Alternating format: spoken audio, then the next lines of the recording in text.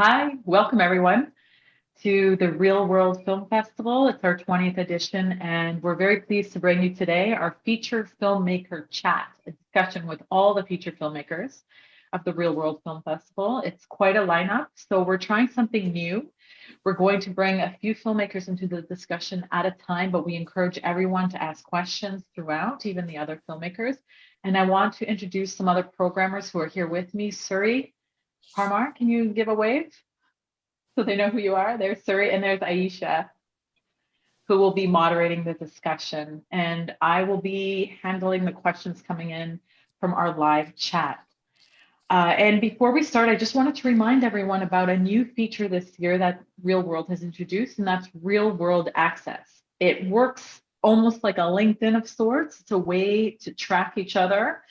And if you go to the Real World website, you'll be able to link to it and register. And it's free to register, so everyone should be doing it. And I would like to thank all the filmmakers for being here today. We're very excited. We hope this format works. It's a strange year, but we're really trying our best to include everyone and have the most dynamic discussion. So with that, we will bring on our first few filmmakers, Onar Karamat, Will Prosper, and Kinan Leduc. And then I'll hand it over to Aisha.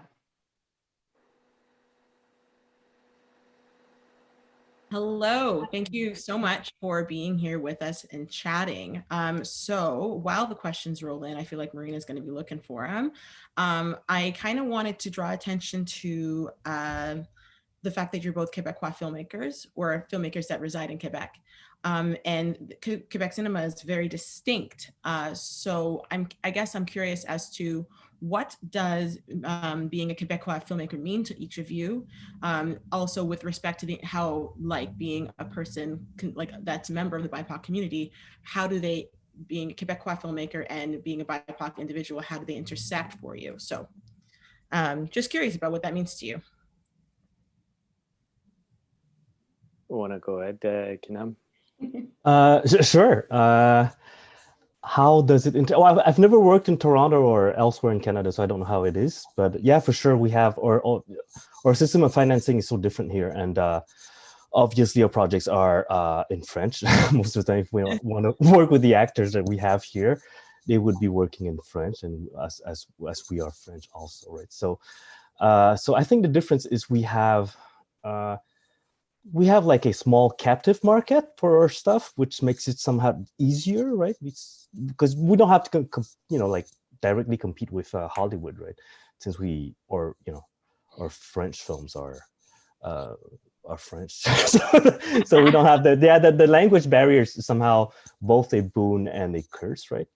A boon by being just having the smaller pool where we have a public that's much closer to us, and a curse because it might be it's more difficult for us to reach the usual markets because all of our stuff has to be subtitled.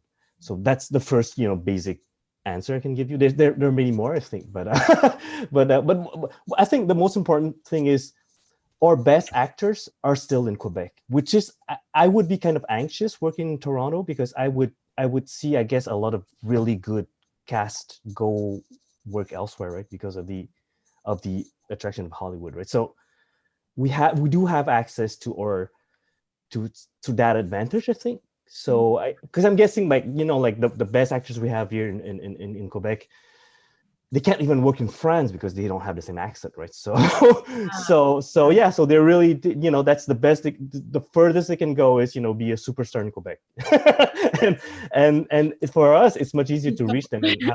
I'm curious. Go ahead, sorry, Aisha. Oh no, and then I was just curious on Oner, your feelings about being a filmmaker that resides in that makes films in Quebec. And how you feel that it differs from the rest of the Canadian market, or just in general the tastes, like the things that are made in the rest of Canada. Well, I think just the fact that we here make French films kind of protects the market in a way, whereas Anglophone Canada has to compete with American films, which is such a tougher market. And right now, organizations such as SODEC are really opening up to French-speaking markets, whether it be France, Belgium, Switzerland, and the list goes on. So there's an opening in that regards. As far as making, of course, it comes with a little complication. I look white on the outside, but I lived on 3 different continents. I feel I'm at a weird spot. Basically, I'm what you call a invisible minority. I have a 4-letter name that nobody can say properly. So I've always felt a little different. So there's a little advantage to it. So you get to make stories that are not really proposed to SODEC. So there's that advantage, and there's a little bit of curiosity regarding quote unquote ethnic films as well. So it has its little advantage, but it's I don't know how to compare it with the Anglophone market because it's so different. I think it's easy for them to be apples and oranges. Like if they're apples and oranges, they're apples and oranges in a way. I guess my other curiosity, you kind of touched on it, because I watch the news a lot, and I feel like with all the social unrest, it does seem like Quebec has not the most, but a lot of issues acknowledging systemic racism and acknowledging different members of and I feel like it's more overt in Quebec than the rest of the country, if that's to say that. So I'm just curious about, because you say you have a 4-letter name that no one can pronounce. However, you also are white passing. However, you come from this another country and also live in Quebec. So I'm curious about how that manages how being different, let's say, than let's say a Villeneuve or Valet or Xavier Dolan, how that impacts how you feel it's impacted your trajectory, or how it impacts what you're able to do in general in Quebec. Well, yeah. I mean, first of all, as a filmmaker, you always feel lonely, no matter what, and that's something that I realized talking to at cocktails, talking to producers, filmmakers, and you feel that wherever you come from, you feel this loneliness inside of you, and that's why you make films to begin with. That being said, sorry, what was the rest of the question? I forgot. It's just with the social unrest in the country, and then also feeling for example, recently with Joyce Echaquan, forgive me if I'm saying her name incorrectly, and basically what I believe is the murder of a woman in hospital. We see that racial injustice is very overt in Quebec, even though it exists all across this land. And so I guess I'm just curious as how you feel like you being a POC or a person that is different than a Villeneuve or Valet or Dolan, who are white men, how you feel like that your otherness has impacted your ability to make films or the stories that you tell in Quebec. Well, yeah, there's that aspect of it too. For example, I wanted to make a horror film, which I never got the green light for. I think people are more interested in the other's story coming from me. How do you feel as an outsider? So you don't really get to make those different type of movies. I think that's my perception of it. I could be wrong. So I mean, that being said, those are the kind of, I have to tell stories that resemble that. That's the feeling that I get. So Kinam, so if I don't want to. Yeah, no, please, Kinam. Sorry. And then Kinam, please, if you can weigh in, because your film directly relates to racial inequity It does. Yeah, please. Yeah, I had it's a fascinating subject because I spent 2 hours with Michel Coulombe, which is one of the the main cinema journalists in Quebec yesterday, and we had an interview, and I was just I was telling him how difficult it is for us to just cast people of color in our films in Quebec, because there's no one. Honestly, it's like I just tried to find one Black kid, and we couldn't. We had to go non-professional and go just the wild route. Same thing for Vietnamese actors. So the thing is, we have a system in Quebec where our films are financed by either Telefilm or SODEC, right? which is Canada or Quebec, and they have decided that like like a couple of years ago, they have decided that there weren't enough women filmmakers, right? So one of the things they did was to have this new system where you have, if you're a producer, you can only submit 1+1. So that means you can have one project by a man and one project by a woman. You can't have two projects by men. You can't have you could have two projects by women, but that inclusion that inclusion made it possible for many women filmmakers to to be able to make a first, a second film these last years, and they make great films. And so I was talking with Michel. I was telling him, we have the same problem. If you have more, because everyone admits that every year I'm invited to these panels, and like in the Québécois system, the festivals, and every year I'm invited to the panels to talk about the problem of diversity. But the thing is, all of our films lose money in Quebec. None of our films ever make any money. They never make any money back from the investment, right? Because our public is so small. Basically, it's a loss. It's just something that the government feels that we have to do in order to keep the language and the culture alive, right? But since there are absolutely no economic incentives to have films made for, like, other than white people, right? No one wants to dip their toes into that, that lake, because it's the chicken and the egg problem. It's there's just not enough talent to make your films. It's so hard to find the right talents to make your film in Quebec if you want them to be of diversity. And it's and if you do, you do by chance find people that can play in your movie and are from the minorities.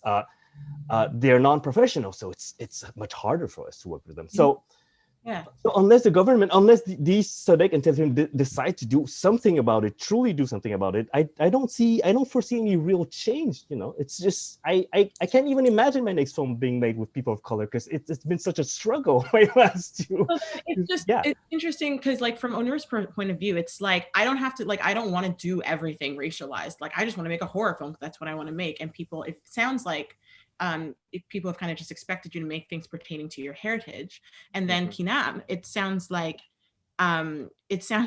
because of the inherent lack of diversity in the talent pools, there's also like an additional obstacle for you to tell the story the way you'd like to tell it, because you also have to like spend more time, more money finding POC actors to get in front of the camera that are actually French speaking.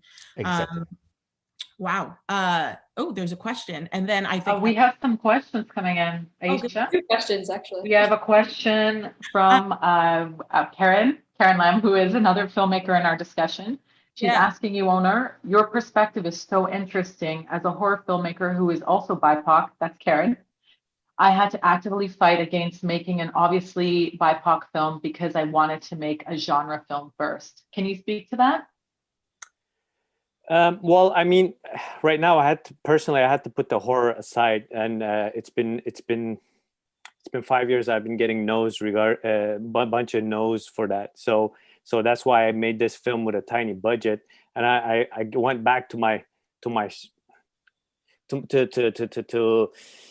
basically I'm working on a film that talks about the social disparity and racism, and these are topics that I think I'm good at, but I want to explore other things. But I feel like I need to talk about this, and I don't mind it, but it's just, you don't always want to talk about these things. It's not every day that you want to talk about, social matters. Not every day. Sometimes you just want to have fun and make a goofy comedy, and but I guess at the same time, people, investors, and festivals have certain expectations of you too.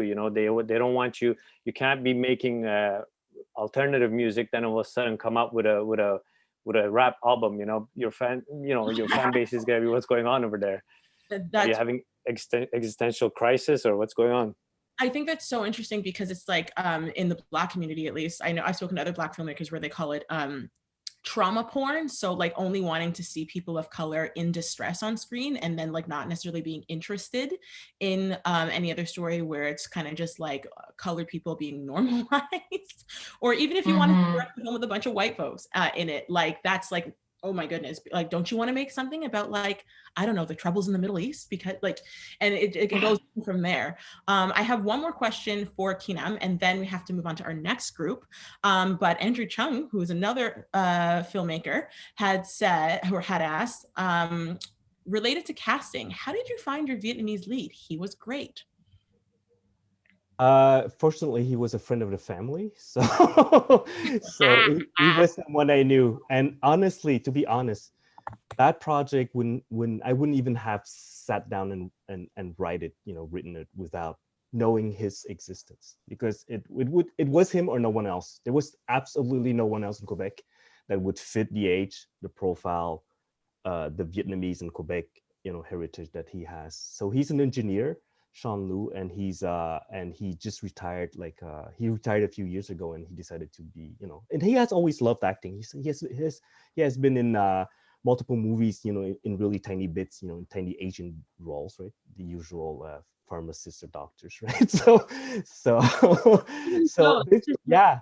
That's excellent though, because it's just like how filmmaking, like it's like things just like line up, like the film gods shine upon thee, and then you just manage to find the person you need, and like it go, like sometimes you get a break, which is for years, when we got financing from Sadek, I told him, please don't do any extreme sports, don't do do anything extreme, don't break a leg, don't like I would call him every 2 weeks to make sure he was okay, because he had the weight of, yeah, exactly, he would. The film was on him, right? So it was, he couldn't, just nothing could happen. It was extraordinary. We shot in the midst of winter. It was -30 most days. He was 70. He is 72 now, but he was 70 when we shot it. So yeah, no extreme sports, guys. No extreme sports. Yep. Well, thank you guys so much for taking the time to speak with me about Quebecois cinema. We have to move on to the next group of filmmakers, and I do believe that Suri will be taking questions for the next group. Thanks, Aisha. All right, Thank then. you guys. Thank you. Thank you so much. And yeah, don't forget to watch The Greatest Country in the World and Culpable, yes, at Reelworld. And so yeah, our next group of filmmakers, we're going to be talking about making a feature with no budget. And we're going to be talking with Isang Taiwo, Caleb Bryan, Raman Fahrenheit, and Dastan Haladi. So we'll just wait for everyone to pop in. And hello. So before we get into the discussion, I'm just gonna introduce you again. So Dastan is the producer and writer of Nolan. Yeah, Wilf Dieter says he's sorry he couldn't make it today. He sends his condolences. You're here. Yeah. And Isang Taiwo did the unthinkable. You made a genre film in the prairies on a low budget. Dastan is the creator of Time Sleeper. And then we have Caleb Bryan, who did Vagrant, and you were also kind of had a challenge for a Canadian filmmaker. You were not making your film in Toronto. You were making it, you made this Vagrant in the Prairies, I believe. And Calgary. In Calgary, yes. And then we have Raman Fahrenheit. Now, Raman, he directed Killer Queen. He shot Killer Queen, he acted in Killer Queen, he produced Killer Queen, and he starred in Killer, I already said acted, and he production designed Killer Queen. Raman, am I missing anything? No. No? No other credits. So yeah, we've got a lot, I'm sure, to talk about how to make, films on a shoestring. You've got kind of the added whammy of making films on a shoestring when, they're, films about historically marginalized, people and so forth. And then as I said, the whammy of not making it in Toronto. And so, yeah, 3 Western Canadian filmmakers. That's not very, that's a rarity for a Canadian film festival, I have to say, and their features, So yeah, congratulations. So Dastan, I wanted to talk to you about Nolan Here Nor There, about making it on low budget. But what really struck me about the movie was, the actors. Were they amateurs, I'm guessing, or were they, They had everyone was acting for the first time. Yeah. Everybody. Yeah. So. and yeah, that's crazy. But they had such good chemistry with each other, the actors. Like there was just this kind of bond between them. So like what was done to kind of, temper the fact that they were not professional actors to kind of create that chemistry and, just that, kind of, energy that we see on screen? Yeah, some of it might have been accidental because we could only really afford to do our principal photography in 6 days, which is insane. Wow. And so it was really like just that we had this task that we were doing together, and it was difficult and fast and so stressful that everyone just starts laughing. We had a lot of those moments, and it was a really good, but it was also a really great experience. And everyone that worked, everyone was pretty much met each other for the first time on set, and everyone is still really good friends and still Wow. keeps in contact. Dan Bigstone, who plays the elder, me and him still talk every week, and so yeah, it's like there's some really real relationships like forged in the fire there. And I have to ask though, because oftentimes, for television shows or whatever, you have like people from the writing room on set, were you, because you were producing it and you were writing, did you have to make last minute script changes? Like, were you there? No, I didn't do any script changes. I like to I write it and then I usually, when I write a script, I'll edit it 30, 40 times.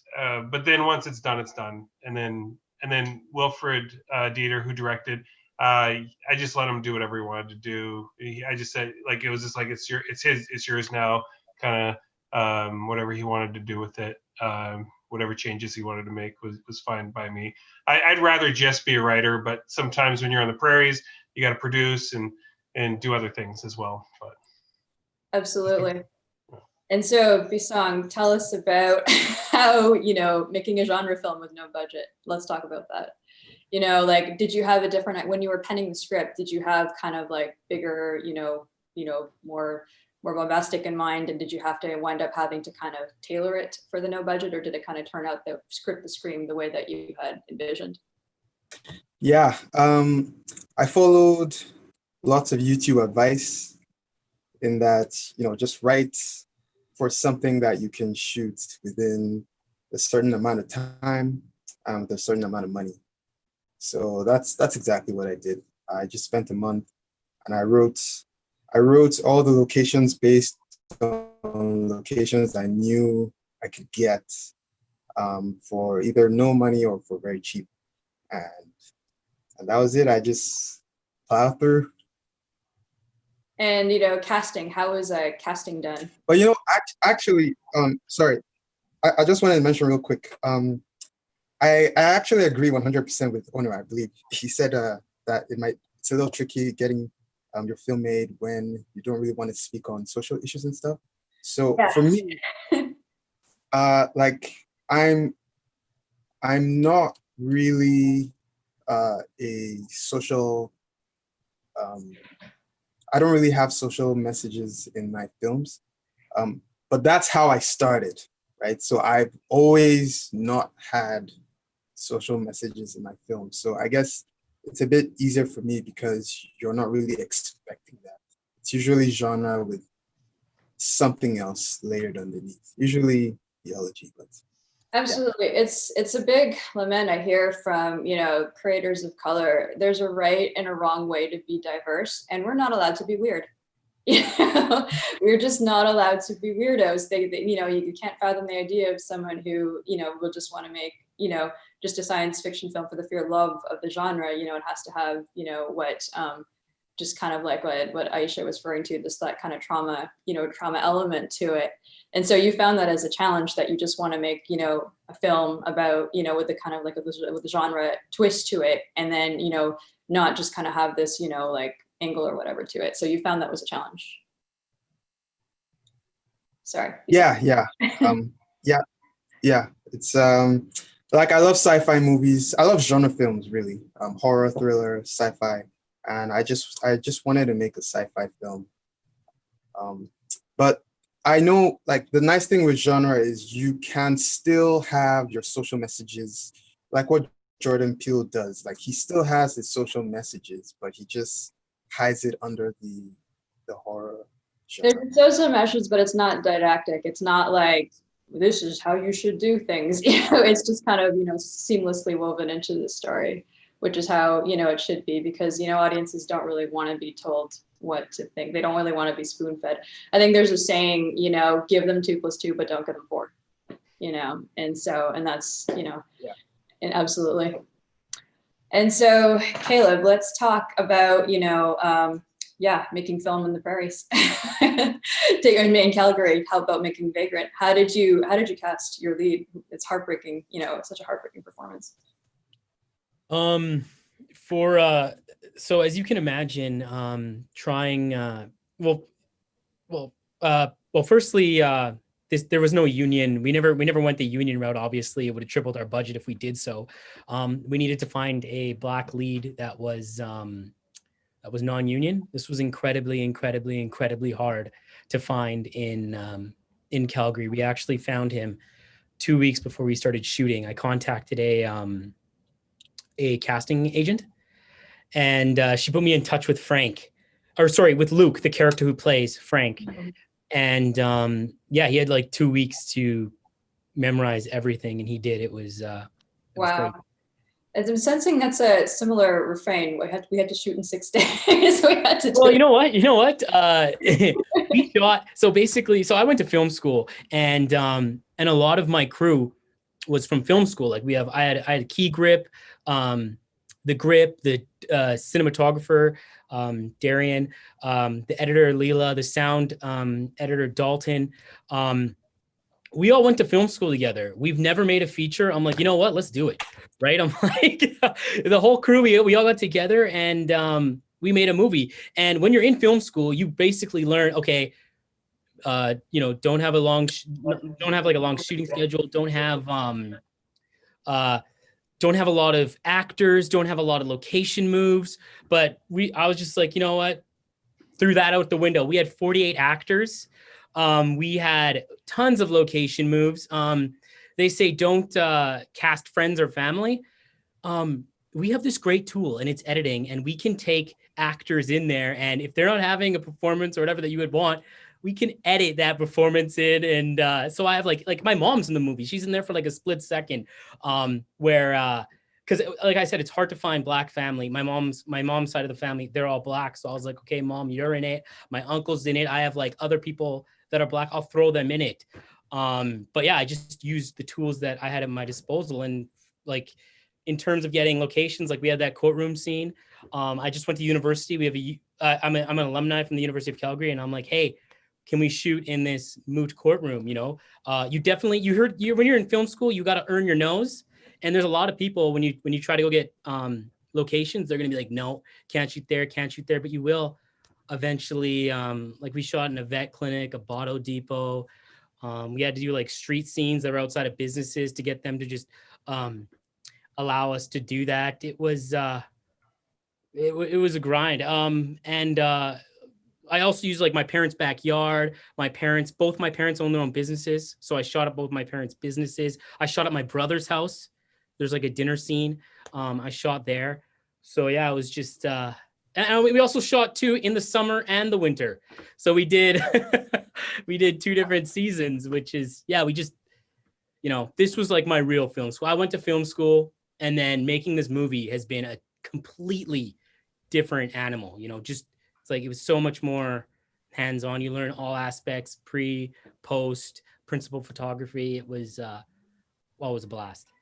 Well, I've actually heard Barry Jenkins has worked with the same kind of like creatives from Florida State, like he did for Medicine for Melancholy, and then he did for Moonlight. I'm not sure about Bielski if we could talk, but yeah, make those connections, make those bonds. Yeah. And so Raman, in our Q&A for Killer Queen, you told me Toronto was the best like city in which to make a film. You said it was the best like city. You said you've made films in other cities, but Toronto was by and far. So do you want to elaborate on that, Killer Queen? And after that, we want to talk about, there's a question about why Grindhouse. But first, let's talk about making a Grindhouse film with no budget in Toronto and why it's the best city to make a movie. I make film on film. So I made my first film on Super 8, and I'm making this one that I'm making right now on 60 millimeters. And so shooting on film and then sending it to lab for processing and then scanning and stuff like that are not done around the world. You know, there are very small number of cities around the world in any, you know, given country that does that. And Canada, Toronto, also Montreal has a very good, you know, film lab. They have a very good scanning company who does that. Also, we have Lift here. I don't know if you guys know that. It's a charity company for filmmakers. Yeah, it helps a lot. It really helps a lot. You can, you know, rent a 35mm camera for $40 a day. You can't find it on, you know, less than $1,000 a day anywhere. So also you have access to grants if you can get it, because again, the same thing. My only difference with my with my other peers is that I made the horror knowing that Canada is not a horror friendly country for filmmaker. You know, Canada prefer family friendly movies, you know, for kids, education movies, and you know, I understand that, and I understand that because, you know, it's a calm country, but again, I think also locations are amazing in Toronto. You can shoot in Toronto, yeah, like you live in 1960s. That's amazing. Yeah, no, the period element was fantastic. Yeah. I'm just going to ask you quickly, why Grindhouse, and then we're going to move to our next group. So why did you make? Can you sum up in one sentence why you made a Grindhouse film? Yeah, because especially for my, I can't say why Grindhouse, but for my film, because there was no film like that, and I'm pursuing that goal to make the films that I want to see, but they are not in theaters that I can buy a ticket and see, so I make it. That's amazing. And then I see it. That's so inspiring. You make it so you can have the kind of movies you want out there. Exactly. So thank you all. That was incredible, and we'll be moving to our next block. Oh, Marina, you're muted. Yeah. Oh no. Hi everyone, thank you so much. I loved hearing talk. So when you're like, Raman, when you're talking about the process of just like getting your 16mm film like developed, and like how much of like it's just really heartwarming to hear when filmmakers talk about film, like literally. So the next filmmakers that I'm going to be speaking with are Jeremy. Hello, I see you. And also I am going to be speaking with Kyoka. Where'd you go? Kyoka? Hi. Hi. Thank you guys so much for being here with your lovely films. I think that also, like, shout out to Jeremy, your like both of your films are brilliant. But like there's the opening scene. Damn. Like, and also Kyoka, your film is brilliant in the way in which it deals with memory and like such a vulnerable and brave look at sexual sexual trauma. And so I guess my question, because both films are markedly different, I guess my question pertains to, you both depict trauma on the screen in a very real and honest way, and you also depict familial discord in a very real and honest way. And so I guess I was just curious about, I feel like it's kind of weird to be like, how did you do that? But I guess I'm curious about like really what your approaches were to like your relative subject matter in order to make the films that you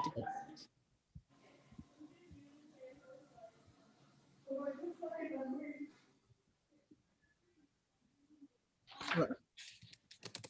Am I answering you first? I don't know. Either. Who's the other one? Who is the other person? I don't. It's Jeremy as well. Yeah. Oh, yeah. Okay. So yeah, I guess with reference for both of you, with reference to your subject matter, what was your approach directorially? Where did you guys, I guess, decide to start? Either of you can jump in when you feel. Okay, well, I guess I can Yes, I please. can get going here.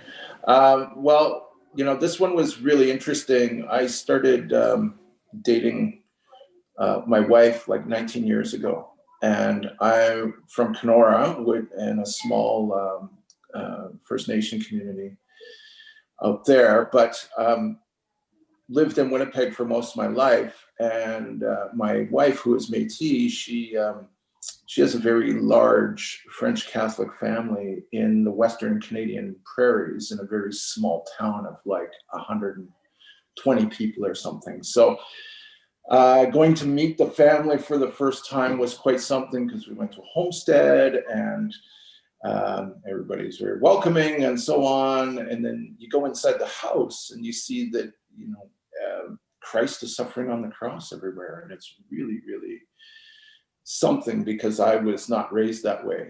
And then you start seeing, you know, statues, and then everyone's got the cross around the neck, and you're like, wow, these people really are quite religious. And then a few months go by, and then you start hearing rumors of so-and-so's having an affair with so-and-so, and someone's getting murdered, and people are missing, and all these sorts of things. And then you sort of start to realize, well, there's quite a dichotomy here. Like, what does faith really mean to the people? And that was the sort of jumping off point for me to start thinking about how I was going to write this story, because there was a really rich tapestry with which to sort of jump in and explore. So I did that.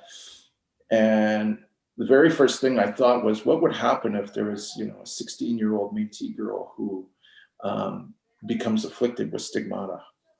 And what would that look like? How would she deal with it? How would her family deal with it? How would the community deal with it? And ultimately the world, because of course, for those who have watched it or will end up watching it, you know, the Vatican gets involved, because there aren't a lot of these occurrences throughout history. And this is actually kind of a big deal. So what I wanted to do was take a look at that. There was a reference to the opening of the film, and I admit that's not how I wrote it. It was a little more conventional, but in the spirit of cooperation and lots of minds at play, we had a.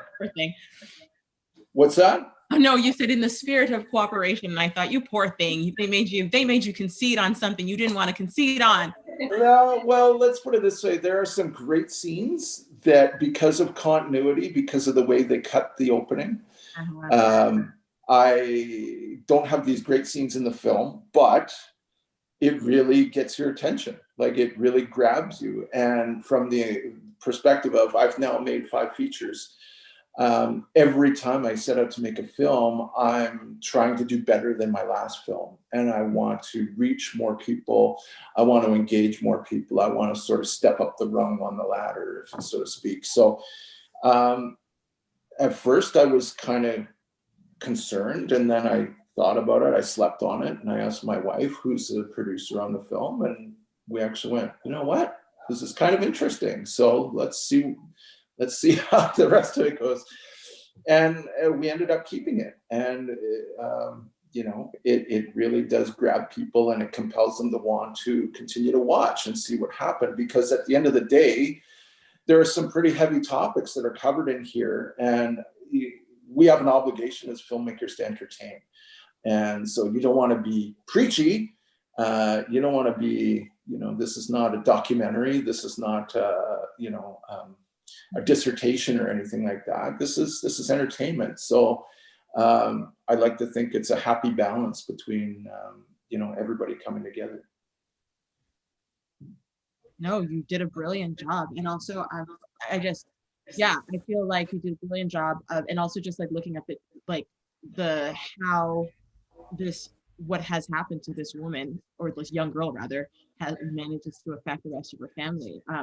Segueing over to Kyoka with your documentary, like similarly looking at how an event or series of events impacts family, and also impacts the individual. So can you speak to where you decided to start with tackling such triggering and very, very, for lack of a better phrase, scary subject matter? Well, there are many layers to my film, and the story of sisters was just one of many. And for me, at the beginning, the most important thing that I wanted to tell was about how East and West, the two, very different idea about spirituality meets, and how I can balance two very different way of expression of soul. So that was very different from the, what you thought the film was about. And I found it very fascinating because there's so many layers to the film. Depending on the person who watched the film, what is the most important thing is very different. And the story of sisters, for me, it was just a thread at the beginning. Then people who I worked with, like my co-writer and other people, were very much triggered about this, personal story, and they insisted that has to be the main story. And I so it was not my own desire to, okay, I'm gonna, tell my story. It has to be told. And I think it was a natural process. And I think for any filmmakers, they have to tell your own story first, and eventually what you're telling is your own world, and you tell a different version of it. So to start about my personal story is kind of quite natural. I really do appreciate that also, because when you talk about, because it's called My Dear Sister, and you talk about, basically it's about a love between two sisters, and I feel like, I guess also it, because of the subject matter is the other parts of the subject matter with reference to the sexual abuse they're very overt, and I felt the way in which you dealt, to your credit, I feel like because of the fact that at the center of it was a story between sisters, that you were able to ground the story in something real that never got far off the rails with reference to the talk about sexual abuse and the impact that it's had on people in your family. So it was just incredibly brave. I guess I'm curious about as filmmakers, because you're both various, for example, Jeremy's made 5 features, and you do multiple things, not only just a filmmaker, from what I understand, Kyoka. So I'm just curious about what you are both respectively moving on to next, with reference to where are you going from here with creatively, not necessarily with these projects, but creatively in general?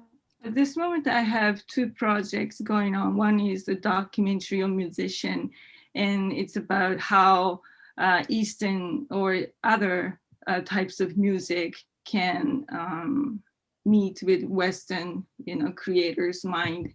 So I was following the harpist Sarah Paget. She was going to Japan and going to Switzerland, and I was following her. So it's going to be the essay film on her and other musicians. And I'm also developing another fiction feature, and the main character is going to be a singer-songwriter. And so it's also about turning around music and how we express the soul's desire to connect, not only the emotion of people, daily life, or the history of your life, but something that is beyond, how we approach that differently. So 2 projects I'm working on. Excellent. Thank you so much. And Jeremy, what are you working on, Mr. I have 5 features under my belt? My goodness.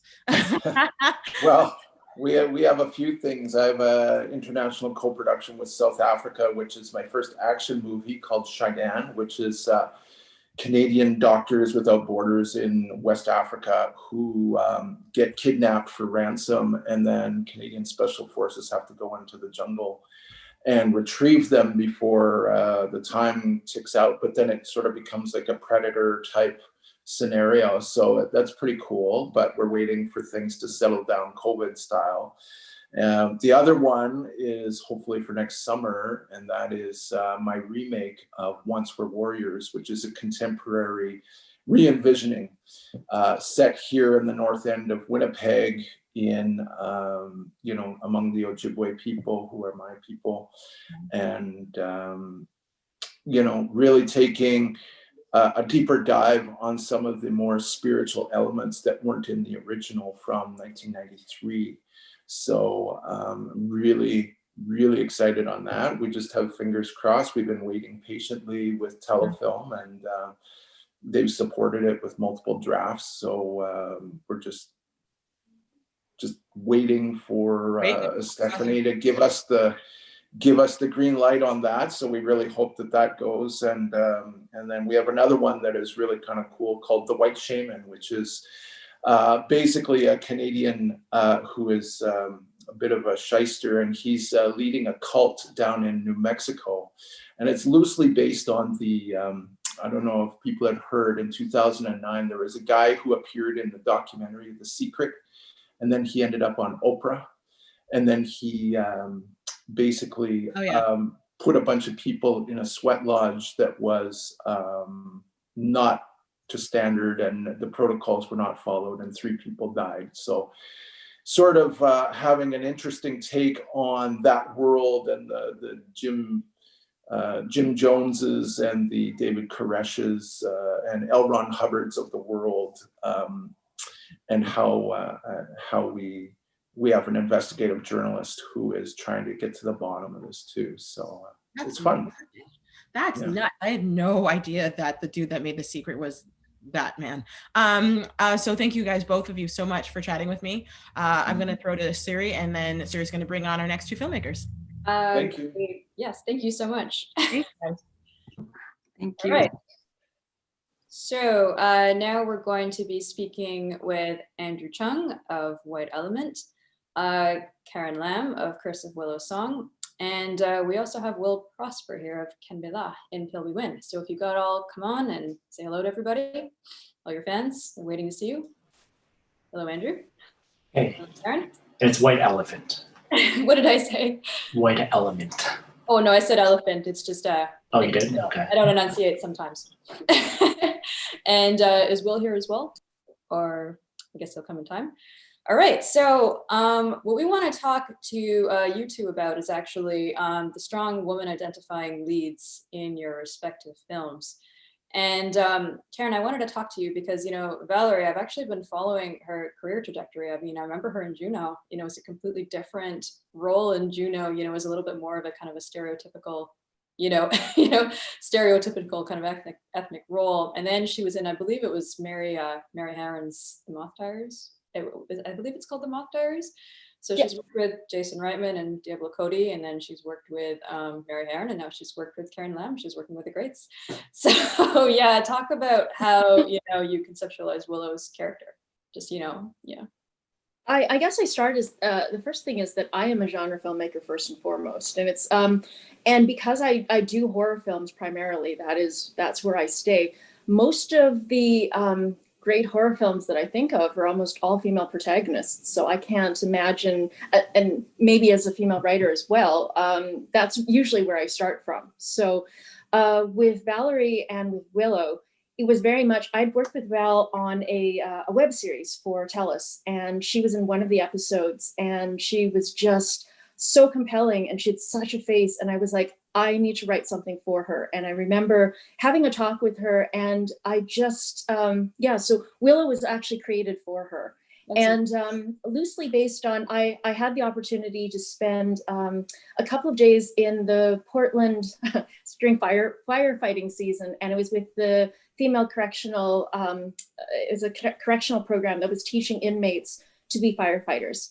And so hearing these women's stories, there was one young woman in particular, she was getting off in 20 days, and she was terrified of actually getting back into the real world after, I forget how many years she was already in, I think she was in medium security, and her family was a gang family, and her brother, her only real family, was the reason she was there, and she was a drug addict prior, and so that's where it really started from. It very much reminded me of, there's this line in Parasite when they're talking about, the family's talking about the wealthy family, their would-be benefactors, and they say that the matriarch is nice, and they're like, well, of course she's nice. She's allowed to, Prince, she can be nice. She's completely insulated from, the hardships of the world. So she's just allowed to kind of have all those rough edges smoothed away. That line that stuck out for me in Parasite as well, this idea that you have the luxury of being kind when you have money. Like yes. The rest of the world, basically, when you're grappling for basically the few pennies that are available to people, you may not have the luxury of being and doing the right thing and being so kind, and she's allowed to be vacuous and stupid because she is protected. Exactly. And Andrew, I mean, as someone from the South Asian community, just puja, it was a lot of cringe because it reminded me of a lot of my own upbringing, and just kind of being caught between two worlds. And so and in shaping that character, and I love that you just, as I talked about how kind of there's a right and a wrong way to be diverse, you veered away just kind of the stereotype of it's so hard, being a visible minority and growing up in North America, that kind of after school special vibe. I love that you veered away from that. So do you want to talk about that a little bit? Yeah, I mean, yeah, and that cringe factor you're talking about, actually, like the star Zareen Bushra, she mentions that too, like a lot. She said like when she read the script for the first time, it was like it was very cringy for her because it reminded her so much of herself in high school. And now she's in her early 20s, so it was like she had to revisit that time. So but yeah, sorry, your question was like, how am I balancing like in shaping, like what was your kind of process in bringing that character to life and kind of veering away a lot of the stereotypes that just kind of like brown women characters or brown young women characters often have, just the kind of after school special kind of vibe that so talk about it. I mean, I was very conscious of, like, obviously because I'm not a female and I'm not a South Asian, like I was very conscious about being as authentic as possible, right? I spoke about it in our Q&A that like the reason I chose the South Asian community was one, it was part of an art exhibition that was happening in Markham called Tuban, which was happening at the Barley Art Gallery in Markham, and all the artists were tasked to tackle cultures or communities that they did not belong to. So I purposely chose the South Asian community because I felt it was like culturally adjacent to mine, because obviously we're both Asian. And Chinese culture is very similar. And the second reason was because my parents were born and raised in India. So they're from Calcutta, so I was surrounded by Indian culture like my whole life, right? Like my parents cook curry all the time. My dad actually speaks Hindi, so he loves to surprise Indian people with it when he goes to the Indian store. And I grew up around Indians, like in school, growing up in Scarborough and Markham. So I tried to bring as much of that authenticity to the character as possible in terms of culturally. From the female perspective, like I talked to so many women. Like I just wanted to be do justice to it, because obviously I'd be sensitive to it, right? So and I spoke to my wife a lot. I spoke to other South Asian girls a lot. And tried to pull from their perspectives as well. And I kind of injected a lot of that in the film. So I think maybe that's why I was able to avoid some of those stereotypes and make it, maybe hopefully it comes off authentic. Okay. And yeah, I mean, it definitely, if you've got that cringe factor, it definitely came off as authentic. And actually, it kind of reminded me of a show I used to watch in the 90s, like Ready or Not.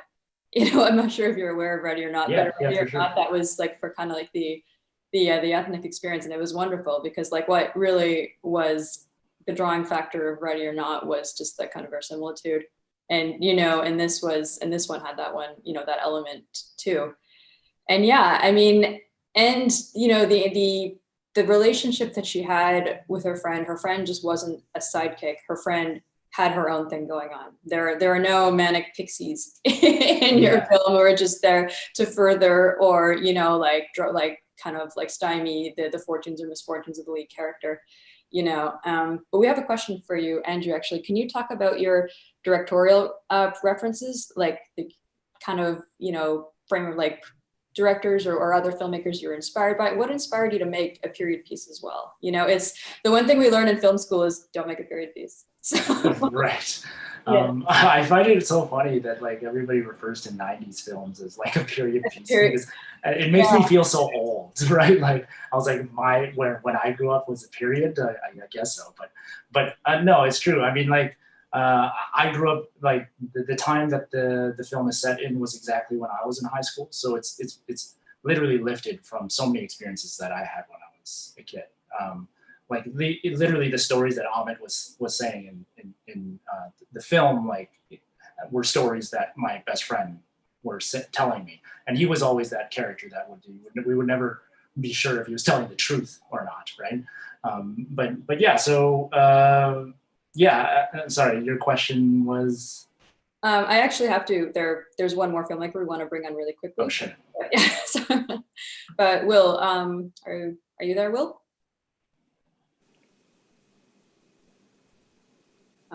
No. Oh, here you are.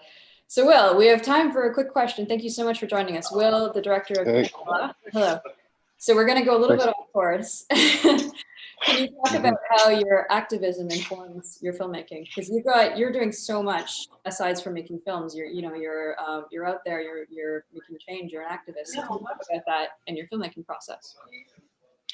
I think it's always present. It's part of my movies. It's part of who I am. And it goes intertwined with everything that I'm trying to put forward as well, And I always say, movie, it's kind of the way to put a human touch to people that have been activists for a long time. And the character that I have in the movie, it's a portrait of Alain, and he is exactly that. He's somebody that was an activist that used to do that way back in the days with being harmed as well. So it's just a reflection on the humanity that we don't see in all those activists when they're portrayed in the news, in the media, in all these different places. So just to say that, if you're fighting that hard to have a better world, a more just society, there must be love in there. And that's a reflection of the character that I tried to portray in the movie called Quelle jusqu'à la victoire. And yeah, there's just there's this beautiful contrast between the injustice that you're showing, but then the lush kind of landscape in the Caribbean, and I wonder how you tried to highlight that, or how you kind of tried to bounce one off of each other.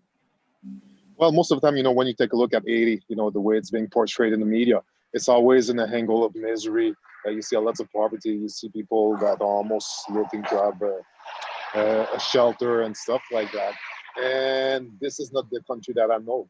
And for me, it was very important to show the humanity of these people organizing themselves, not being organized, having the own solution, because quite often we're talking about permaculture as being one of the solution. And what is permaculture? Is taking care of the land and taking care of the people on the land and taking care of the community. And you're building on the land, but you're building the community through this.